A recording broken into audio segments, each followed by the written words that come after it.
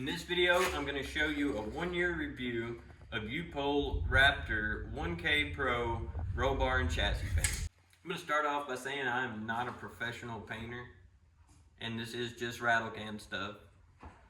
But this is what it looks like after a whole year of daily driving it. I've got 2 daily drivers, so you could say like 6 months worth of daily driving it. It's seen very little rain. This is the most under roof this truck has ever been in its entire life, I'm sure. And this is what it looks like.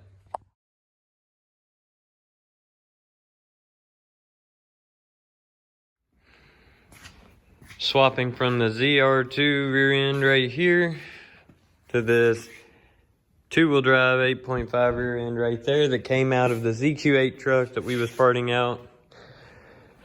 I am cleaning up the rear end of the frame and painting it with Raptor liner, roll bar, and chassis. Gonna do a new fuel filter, new fuel tank strap, a couple little odds and ends.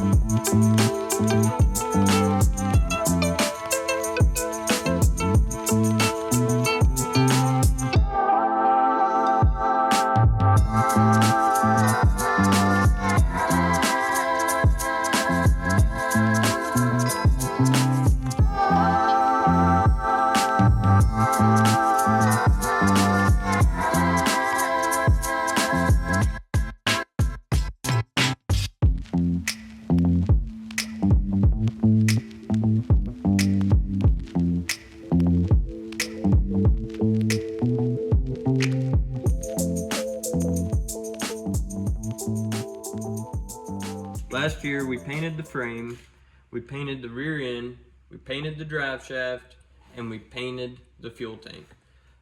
The leaf springs, obviously rusty too, they were factory painted from Western chassis. We did not add any extra paint to that. We painted the other stuff and then installed the leaf springs. I have got to say that I am not impressed one bit. We put several coats on the rear end, put several coats on the frame, but look how awful the rear end looks. I had that rear end sandblasted before we painted it at all. The frame, we just wire wheeled and cleaned up. But that is unacceptable. It literally says right on the can that it's 5 times tougher and that it's self-priming. UPOL has really let us down with this one. I honestly would have expected better results out of Walmart spray paint. Even the frame, the top of it, the side of it, where it's most protected from the bed, it's still oxidized and turned rusty.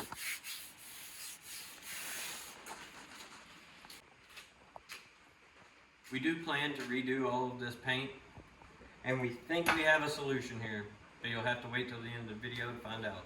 The original reason why we took the bed off was to access the fuel system. We had a leak going on back here, and that is unacceptable.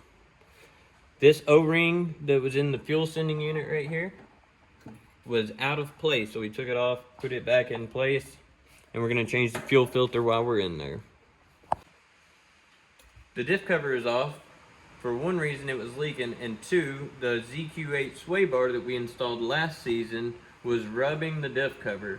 So Nolan ground that down a little bit, and we're going to clean that up and make it look nice. We had the worst luck with diff covers leaking on the diff. I don't know what it is, brand new gaskets and everything. So I looked on the internet and I was like, there's got to be a solution. So this is called the lube locker.